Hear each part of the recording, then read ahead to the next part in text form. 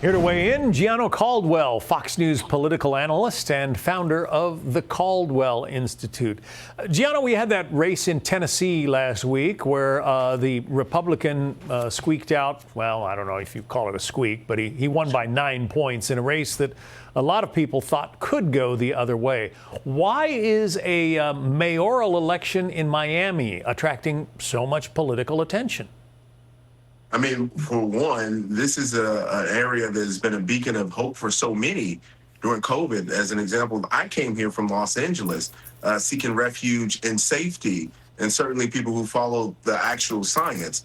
And so many other people from across the country did exactly the same. If you look at the numbers in New York, Illinois, California, a lot of people came here to Miami looking for that, including a guy by the name of Ken Griffin, the CEO of Citadel, one of the largest hedge funds in the world, who believes that Miami will maybe possibly one day outpace New York as the financial hub of the world. So there is a lot of activity here. President Trump is looking to set his presidential library here. And certainly Florida has been a red state now, and Miami is a red city for many people. We saw that during President Trump's run in 2024 and Ron DeSantis as well. So if Democrats can attempt to pick off Miami by supporting someone who believes in the elimination of cash bail, someone who believes in defunding the police, who's been supportive of that in the past, then we're in real trouble here. And I think this will be a bellwether for the rest of the country. One of the people who is always rumored to be interested in running for president is Pete Buttigieg, the former Secretary of Transportation under Joe Biden. Even he has issued an endorsement for Higgins in this race. Listen. I believe deeply in the importance of local leadership, especially right now. And Eileen has spent years showing up for this community. She has fought for more affordable housing, for better transit, and for safer neighborhoods. This election really matters, so please make sure that you and everyone you talk to has a plan to vote.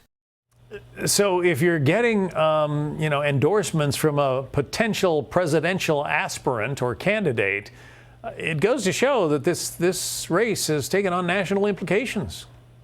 Exactly right. And this should be a red flag to anyone in the city of Miami. I encourage you to vote December 9th for Emilio Gonzalez, which is who the Caldwell Institute for Public Safety, the organization I founded after my innocent teenage brother was murdered June 2022 in Chicago, to fight back against soft on crime policies, to fight for justice and safety for everyone, no matter what your jurisdiction is. Emilio Gonzalez, in my humble opinion, is the only person that I would feel safe and secure to do exactly that. Not only is he someone who was a city manager one time and brought back money for the police departments locally and the firefighters locally, he's also someone who supported our men and women nationally when he worked as the director of ICE. This is somebody who believes in fairness and justice, and I'm incredibly proud to be voting in support of him this coming Tuesday, because it is a must. I cannot allow this to turn into a lawless city like the city of Chicago, which is where a lot of people know that that's where I'm from.